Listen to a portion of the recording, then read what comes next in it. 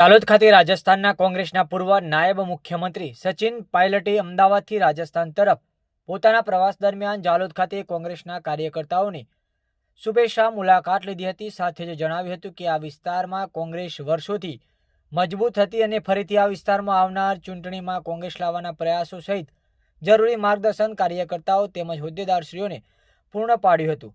સાથે જ આ વિસ્તારમાં કોંગ્રેસ વર્ષોથી મજબૂત હતી અને આવનાર સમયમાં ફરીથી કોંગ્રેસ મજબૂતી સાથે જીતે અને છેવાડાના માનવીનો વિકાસ થાય તેવી અપેક્ષાઓ વ્યક્ત કરી હતી। સાથે જ વધુમાં જણાવ્યું હતું કે આદિવાસી બહુલ વિસ્તારમાં સરકારે જે પ્રમાણે વિકાસ કરવો જોઈતો હતો તે પ્રમાણે પૂર્ણ કર્યો નથી તેવી વાત મીડિયા સમક્ષ જણાવી હતી। આમ હાલ તો તેઓ કોંગ્રેસ કાર્યકર્તાઓને આવનાર ચૂંટણી તૈયારી તેમજ કોંગ્રેસને ફરી મજબૂત કરવા જરૂરી માર્ગદર્શન પૂર્ણ પાડી પોતાના અન્ય કાર્યક્રમો માટે राजस्थान तरफ रवाना थया था। अहवाल पृथ्वी गोस्वामी। क्या कहेंगे? आज यहाँ पर आना हुआ और मुझे बड़ी खुशी हुई।